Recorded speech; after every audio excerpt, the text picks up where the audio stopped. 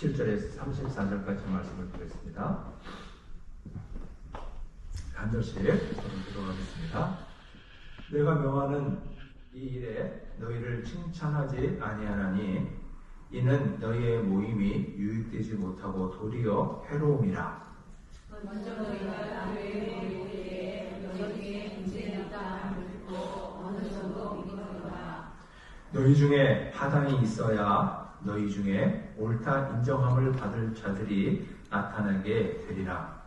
그런즉 너희가 함께 모여서 주의 만찬을 먹을 수 없으니 이는 먹을 때에 각각 자기의 만찬을 먼저 갖다 먹음으로 어떤 사람은 시정하고 어떤 사람은 취함이라. 너희가 먹고 마실 집이 없느냐. 너희가 하나님의 일을 조심히 여기고 미궁한 자들을 부끄럽게 하느냐. 내가 너희에게 무슨 말을 하랴. 너희를 칭찬하랴. 이것으로 칭찬하지 않노라. 내가 너희에게 전한 것은 주께 받은 것이니 그 주 예수께서 잡히시던 밤에 떡을 가지사 축사하시고 깨우시되 이것은 너희를 위한 내 몸이니 이것을 하나여 나를 비하라 하시고 식후에 또한 그와 같이 잔을 가지시고 이르시되 이 잔은 내 피로 세운 새 언약이니 이것을 행하여 마실 때마다 나를 기념하라 하셨으니 너희가 이 떡을 먹으며 이 잔을 마실 때마다 주의 죽으심을 돌아오실 때까지 전하는 것입니다. 그러므로 누구든지 주의 떡이나 잔을 합당하지 않게 먹고 마시는 자는 주의 몸과 피에 대하여 죄를 짓는 것이니라. 사람이 자기를 살펴보고 후에야 이 떡을 먹고 이 잔을 마실지니 주의 몸을 분별하지 못하고 먹고 마시는 자는 자기의 죄를 먹고 마시는 것이니라. 그러므로 너희에게 약한 자와 병든 자가 많고 잠자는 자도 적지 아니하니 우리가 우리를 살폈으면 판단받지 아니하려니와 우리가 판단할 것은 주께 지혜 준비를 하신 것이니 이는 우리로 세상과 함께 정정을 발생하게 할 것입니다. 그런즉 내 형제들아 먹으러 모일 때에 서로 기다리라. 만일 누구든지 시장하거든 집에서 먹을지니 이는 너희의 모임이 판단하는 모임이 되지 않게 하려 합니다. 그 밖의 일들은 내가 언제든지 하게 가져서리라. 아멘. 우리가 지금까지 보고 있는 것처럼 바울 사도는 고린도 전서를 통해서 고린도 교회 사람들에게 여러 가지 사항에 대해서 충고합니다. 바울은 주제를 바꾸어가면서 충고할 때마다 고린도 교회 사람들을 형제들아 라고 아주 친근하게 부른 이후에 먼저 칭찬을 합니다. 그렇게 칭찬을 하고 나서 충고를 해요. 그렇게 하는 이유는 사도 바울의 언어 습관이기도 하고 바울이 고린도 교회 사람들을 향해서 충고하는 목적이 무엇인지를 자기 마음에 새기는 거죠. 그리고 고린도 교회 사람들은 자신에게 무엇인지 또 마음속에 새기는 거예요. 그래서 바울은 고린도 교회 사람들을 형제들아 라고 말합니다. 그렇기 때문에 바울의 입장에서 고린도 교회 사람들의 잘못을 지적하지 않을 수가 없는 거죠. 만일에 이 고린도 교회가 바울에게 특별한 대상이 아니라면 듣기 싫어할 만한 소리를 일부러 할 일은 없는 거죠. 그런데 고린도 교회 사람들에게 바울에게 고린도 교회 사람들은 영적인 형제이며 그리스도의 몸인 교회예요. 그렇기 때문에 고린도 교회가 반드시 좋은 모습으로 회복되어야 합니다. 그런 이유로 바울은 고린도 교회를 향해서 싫은 소리를 하지 않을 수 없는 거죠. 그런데 오늘 우리 함께 읽은 본문은 좀 특별해요. 바울은 지금까지 형제들아 라고 친근하게 부른 이후에 칭찬을 하고 그 이후에 충고를 했어요. 그런데 오늘 본문은 칭찬이 없어요. 바울은 바로 칭찬 없이 싫은 소리를 합니다. 그게 본문 17절 내용이죠. 본문 18절에 보시면 바울 사도는 지금 에베소에서 사역하면서 고린도 교회의 성만찬 예식에 대해서 여러 경로로 계속해서 듣고 있다는 거예요. 이 시제가 현재 시제예요. 이 말은 계속 듣는 거예요. 근데 바울은 자기 귀에 들려온 모든 소식을 다 믿지는 않아. 그런데 바울이 분별력을 가지고 이거는 못 믿겠고 이거는 믿겠고 그렇게 추려봐도 고린도 교회의 성만찬 예식은 너무너무 심각한 거예요. 고린도 교회의 성만찬 예식은 반드시 시정되지 않으면 안 될 만큼의 심각한 문제가 있었다는 거예요. 그래서 보면 34절에 보면 바울 사도는 고린도 교회를 향해서 지금 너희가 하고 있는 잘못된 성찬 예식을 즉각 시정해서 내가 언제든지 고린도 교회를 다시 방문하게 될 텐데 그때에는 지금과 같은 그 엉터리 성찬 예식을 보지 않게 해달라 이렇게 당부해요. 성찬 예식의 근본적인 목적은 뭐냐? 예수를 기념하는 거지. 좀 더 정확하게 말하면 예수 그리스도의 그의 몸과 그의 피를 기념하는 것이고 그 기념은 교회의 지체들이 서로 존중하고 사랑하고 믿음 안에서 하나 되는 모습으로 나타나게 되어 있다는 거예요.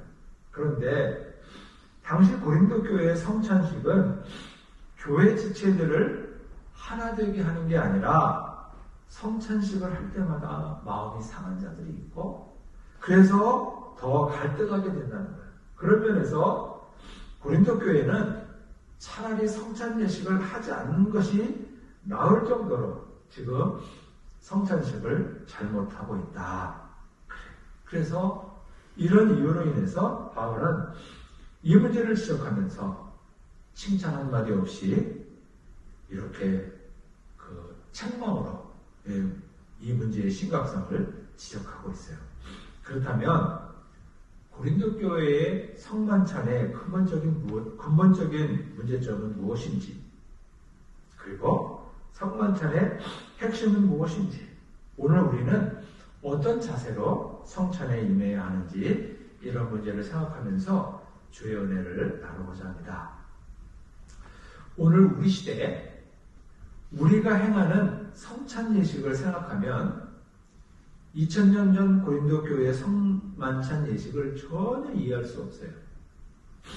2000년 전 고린도 교회의 성만찬 예식은 성찬과 애찬으로, 그러니까 애찬과 성찬을 합한 거예요. 그러니까 애찬과 성찬을 합한 것이 당시의 성찬식입니다. 그러니까 고린도 교회 사람들은 모일 때마다 음식을 식사를 하고 그리고 식사가 끝날 쯤에 성찬 예식을 행했던 거죠. 그래서 오늘날 우리가 작은 빵과 포도주를 나누는 그런 성찬 예식과는 굉장히 달라요. 원래 이 성찬식의 이래는 예수께서 잡히시던 밤에 제자들과 함께 마가의 다락방에서 행하신 최후의 만찬이 성찬식의 유래지요. 그때도 예수님은 먼저 제자들과 함께 떡과 포도주로 식사를 이렇게 하셨어요. 잘 아시는 것처럼 떡과 포도주는 유대인들이 주로 식사할 때 먹는 음식이다. 그래서 이 떡과 포도주는 오늘 우리 한국 사람들에게 적용한다면 밥과 국 같은 거예요. 그래서 예수님의 제자들은 떡과 포도주로 애찬, 아가페비를 이렇게 나누신 거예요. 그리고 식사 후에 새로운 음식을 가지고 온 것이 아니라 떡과 포도주를 먹고 남은 그 포도주와 떡을 가지고 성찬식을 행하신 것입니다. 그래서 예수님은 성찬식을 행하시면서 나를 기념하라 이렇게 명령하셔서 성찬식이 제정이 된 건데 우리가 우리의 밥과 국으로 이렇게 비유하면은 잘 상상이 안 가죠. 예수님께서 밥과 국으로 어떻게 성찬식을 하셨을까? 밥을 가지고 이것은 내 몸이다 이렇게 하셨나? 상상이 잘 안 가요. 그런데 이런 이유로 인해서 초대교회 그리스도인들은 모일 때마다 떡과 포도주로 먼저 식사를 했어요. 애찬을 했어요. 그리고 나서 나머지 떡과 포도주를 가지고 성찬을 식을 이렇게 했던 거죠. 고린도 교회의 경우를 보면 고린도 교회에서도 사람들이 모일 때마다 떡과 포도주를 가지고 먼저 식사를 애찬을 하고 나머지를 가지고 이렇게 이제 그 성찬을 했던 거죠. 그런데 문제는 고린도 교회의 문제는 뭐냐면 이렇게 모여서 음식을 먹을 때에 어떤 사람들은 너무 음식을 많이 먹는 거야. 너무 배부르게 먹어요. 그리고 어떤 사람들은 포도주를 취할 때까지 먹어요. 그러다 보니까 문제는 뭐냐면 늦게 오는 사람이 먹을 것이 없는 거예요. 늦게 온 사람들은 그 먼저 온 사람들이 먹고 남은 음식을 가지고 겨우 음식을 조금 먹고 나머지를 가지고 성찬에 참여하는 거예요. 늦게 오는 사람들이 누구냐면 노예들이나 다른 외부에서 일하러 온 노동자들이에요. 고린도라고 하는 도시는 무역업이 발달한 도시였기 때문에 일거리가 많아서 외부에서 일하러 오는 노동자들이 많았어요. 그들은, 그러니까 노예들이나 이 노동자들, 이 가난한 사람들은 일이 끝나도 빨리 집에 갈 수가 없어요. 주인들이 간 다음에 다 뒷정리를 이렇게 하고 가야 되기 때문에 교회 오는 시간이 아무래도 늦어요. 그들은 늘 그렇게 늦게 교회에 늦게 올 수밖에 없었어요. 그리고 교회에서 떡과 포도주를 내는 것도 주로 경제적인 여유가 있는 사람들이 주로 하고 노예나 노동자들은 잘 내지 못했을 거예요. 그렇기 때문에 이들이 세상적인 입장에서 보면은 교회 와서 잘 먹지 못하는 거에 대해서 할 말은 없을지도 몰라요.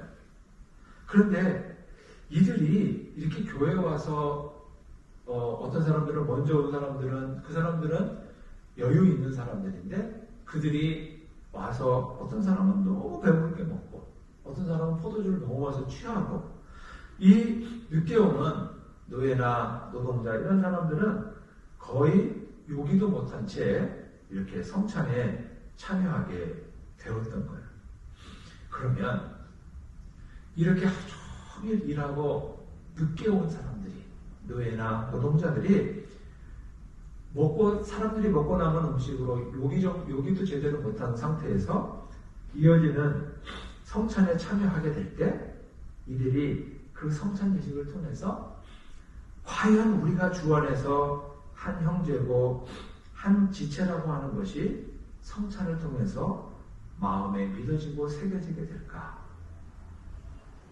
그렇지 않다는 거야.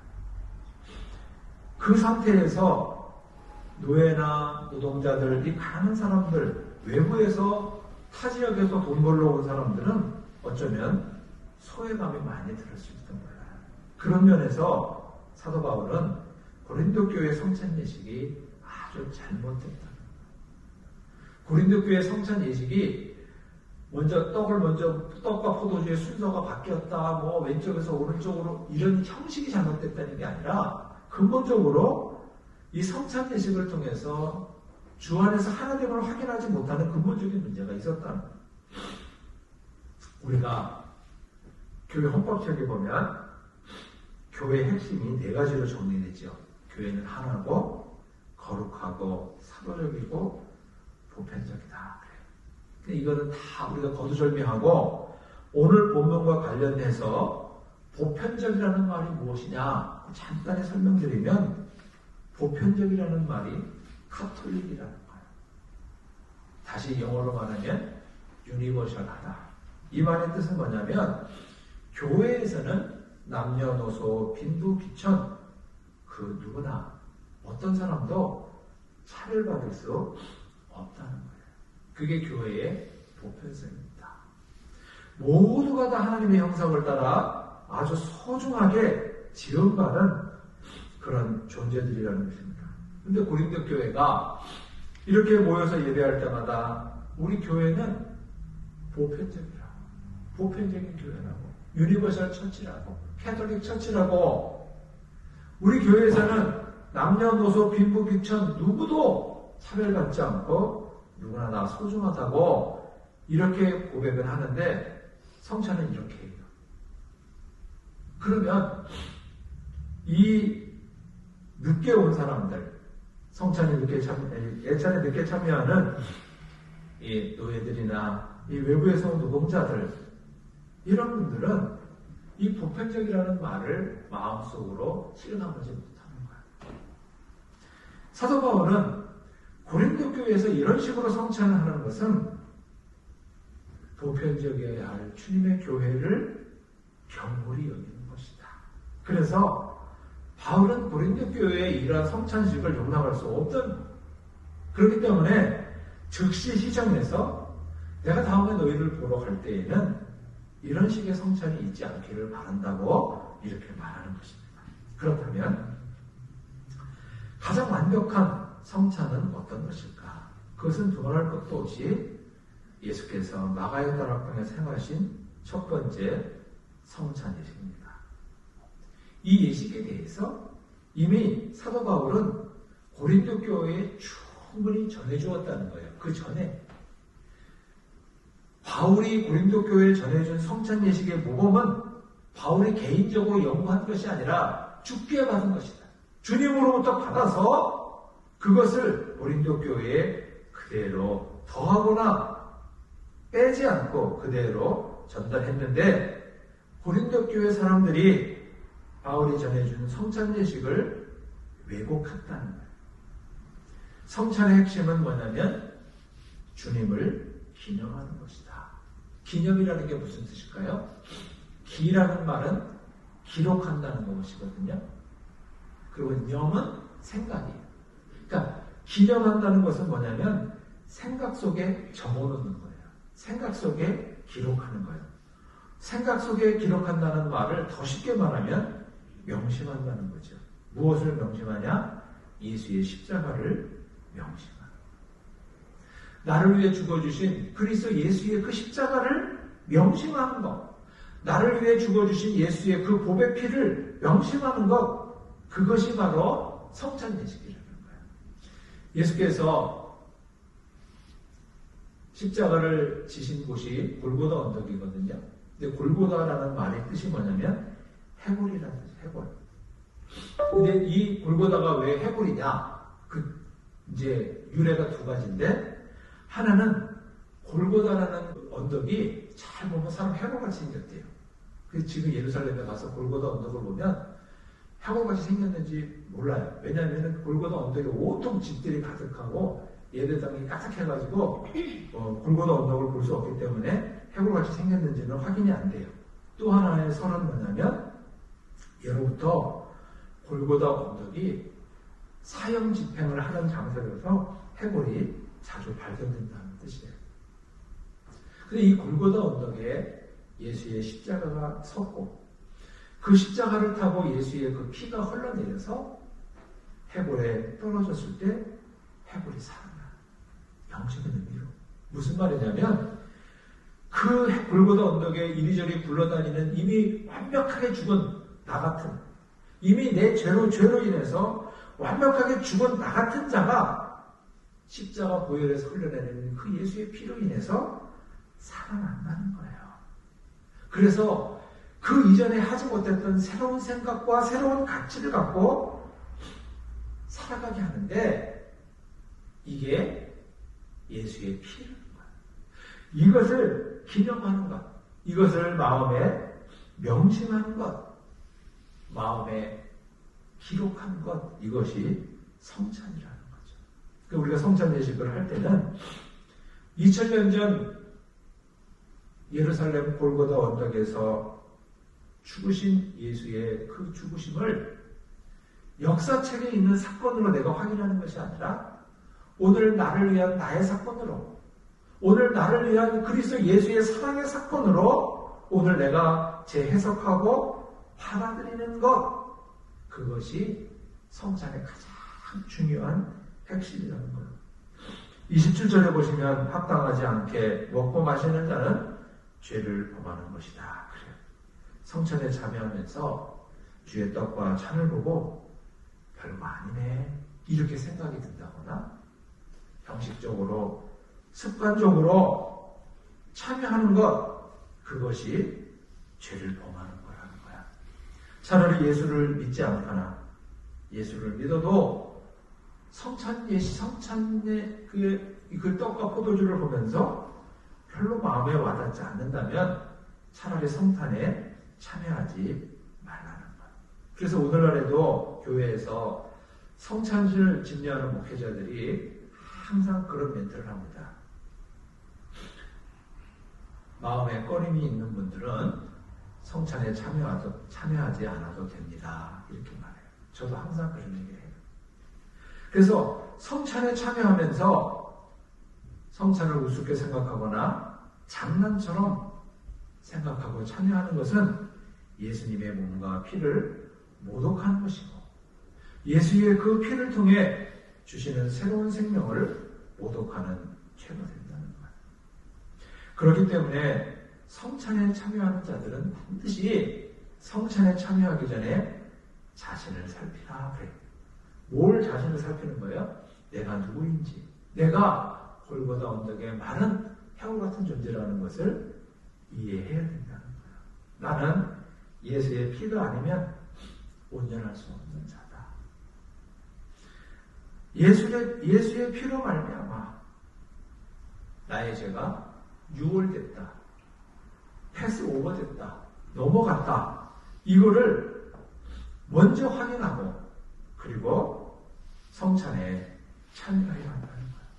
그렇게 내가 누구인지, 내가 왜 예수를 믿어야 하는지, 왜 성찬에 참여해야 하는지를 먼저 자기 자신을 살펴보고 성찬상에 있는 떡과 잔을 본다면 적어도 그 순간만큼은 그 떡과 그 잔은 나를 살리신 예수 그리스도의 존귀한 피와 살이 되고 그 예식에 참여하는 것은 예수의 생명과 은총에 참여하는 예식이 된다는 거예요. 매주마다 성찬 예식을 통해서 예수님을 기념하는 사람들이 다른 지체를 배려하지 않고 너무 음식을 배부르게 먹고 너무 포도주를 많이 먹어서 취해서 늦게 오는 사람 아무것도 먹을 것 없게 한다면 그건 너무 모순이라는 거야. 여러분, 이 고린도 교회에 교회 늦게 올 수밖에 없는 노예들이나 이 타 지역에서 오는 노동자들은 어쩌면 교회에서 그날 먹는 그 애찬이 그들의 유일한 식사일 수도 있어요. 그렇기 때문에 그들을 좀 풍성하게 배려해야 한다 하는 거예요. 그래서 바울은 그들이 좀 먹을 수 있도록 그들을 배려하고 그들을 따뜻하게 대접한다면 성찬에 들어가기 전에 이미 애찬 단계에서 성찬을 느끼는 거예요. 세상 사람들은 나를 노예라고, 세상 사람들은 나를 이 노동하는 외부에서 온 노동자라고 무시하는데, 교회에서는 나를 이렇게 귀하게 대접하는구나. 나를 형제로, 주님의 지체로 대접하는구나. 그것을 피부로 느끼게 된다는 거예요. 그러면 굳이 성찬에 참여하기 이전에 이미 애찬의 단계에서 성찬의 의미를 느낄 수 있게 된다는 거죠. 제가 신학교 들어가기 전에 그 여의도 순복음교회에서 운영하는 오살리 금식기도원에 가서 일주일 기도를 한 적이 있어요. 모든 이제 기도를 마치고 토요일 아침에 서울로 올라가려고 이렇게 버스를 타려고 줄을 섰는데 기도원 버스가 탁 도착하니까 일순간에 이 줄이 흐트러져요. 그냥 이 아줌마, 할머니 그리고 중간 되신 분들이 서로 그 버스를 먼저 타려고 막 난리를 치는 거예요. 그래서 어떤 사람은 먼저 올라가서 자리를 잡는데 자기 자리만 잡는 것도 아니야. 몇 개짜리도 남도 못 앉게 하면서 아무개 집사 이리 오라고, 아무개 권사 이리 오라고 막 그러는 거야. 근데 이제 그 버스 기사가 당황해서 이러면 큰일 난다고, 넘어지면 다친다고, 제발 질서를 지켜달라고 그렇게 말을 해도 소용이 없어요. 제가 그 모습을 보면서 이거 엄청난 모순이다. 일주일 금식했던 사람, 한다는 사람들이 얼마나 힘이 센지 막 밀치고 자리를 차지하고 막 그래요. 이럴 거면 뭐라고 일주일 동안 그렇게 긴 금식 기도를 했을까? 이런 생각이 들고 그 받은 은혜가 그 순간 싹 사라지더라고요. 제가 설교를 준비하면서 사도 바울의 귀에 들려오는 고린도 교회 성찬의 모습이 이렇지는 않았을까? 이런 생각이 내내 들었습니다. 왜 우리가 성찬에 참여하는가? 그것은 주님을 기념하기 위해서이고 주님을 그 기념한 것이 우리의 삶으로 나타나는데 그것이 바로 다른 사람에 대한 배려인 거죠. 우리의 몸은 살과 피로 구성되어 있죠. 그것처럼 주님의 몸인 교회도 살과 피로 구성이 되어 있는데 내가 주의 살과 피에 참여함으로 내가 주님의 몸된 교회의 일부, 내가 주님의 살과 피가 되는 거예요. 그래서 오늘 본문에 보면 33절에 보면 사도 바울은 이 고린도 교회의 성찬 예식의 잘못된 부분을 지적하면서 아주 싱거울 정도의 결론을 내립니다. 이 결론을 보면 우리가 좀 실망스럽고 우스워요. 그 결론이 뭐냐면 너희가 먹을 때에 서로를 기다리라. 그거예요. 그러니까 서로를 기다려서 다른 사람을 배려하라.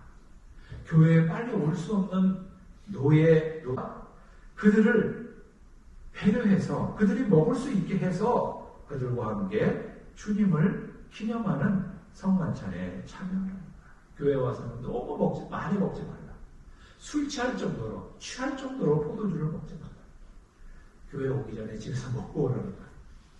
아니면 집에 가서 먹든지. 근데 교회에서는 교제할 정도로 다른 사람과 친교할 정도로 그 정도로 먹지 너무 배불러서 술이 찰 정도로 먹지도 말고 술이 취할 정도로 먹지 말고 다른 사람을 배려하는 것입니다. 제가 군대 생활할 때 야외에 이렇게 훈련을 가면 소대별로 이렇게 식사를 해요. 저희는 저는 행정요원이니까 본부대니까 우리끼리 40명이 이렇게 식사를 하는데 우리가 주둔지에서 식사할 때는 취사병들이 음식을 이렇게 분배하기 때문에 그 취사병들은 이 음식을 이 많은 인원이 먹으려면 어느 정도씩 분배한다는 게 딱 머릿속에 그려지거든요. 근데 우리는 처음 이 배식을 하니까 40명이 모여도 얼마큼 배식을 해야 되는지를 사람들이 헷갈리는 거예요. 근데 그때 우리 본부대장이 뭐라고 그러냐면은 전투에 실패한 군인은 얼마든지 용서할 수 있지만 배식에 실패한 용사는 용서가 없다는 거예요. 저 그 말 우스갯소리로 하는 줄 알았어요. 근데 그게 이 군대 안에서는 굉장히 중요한 명언이었습니다. 왜냐하면 배식에 실패하면 전투에 싸우기도 전에 진다는 거예요. 사람이 대단히 고귀한 것 같은데 아주 사소한 것 같고 마음이 상하거든요. 그래서 이 군 안에서 이 배식하는 거, 이 굉장히 중요해요. 그래서 이 음식을 가지고 40명이 서로 다 먹을 수 있어야 한다는 거예요. 저는 이게 농담인 줄 알았는데 농담이 아니었어요. 제가 LA에서 부목사로 사역할 때 교회에서 결혼식이 있었습니다. 근데 그 혼주가 장로님 가정인데 이 장로님 가정은 조금 경제적으로 여유가 있는 집이에요. 그래서 우리 교회 교인들은 누가 오더라도 아주 풍성히 드시라고. 그리고 부엌에서 수고하시는 분들도 음식 충분히 싸가시라고. 그래서 음식을 아주 풍성하게 준비한 거예요. 근데 그 장로님 가정 처음 결혼식이고 너무너무 기분도 좋고 또 교인들 대접해주고 싶은 마음도 많아가지고 음식을 아주 풍성하게 준비했는데 나중에 보니까 음식이 모자라. 그 늦게 온 사람들은 음식을 제대로 못 먹은 거예요. 그러니까 이 장로님이 너무너무 당황해서 어쩔 바를 모르는 거예요. 그날 결혼식에 5점이 된 거예요. 꽃도 아주 예쁘게 하고 뭐 화환도 많이 들어오고 모든 게 다 풍성했는데 음식이 모자란 거예요. 왜 음식이 모자랐을까?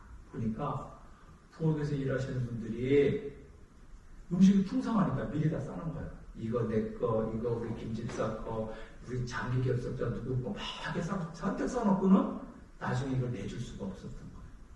그래서 그게 결혼식에 5천이 된 거예요. 그래서 그 장로님은 교인들한테 너무 미안해하는 거예요. 늦게 온 사람들한테. 아주 풍성히 준비했는데도 모자라니까.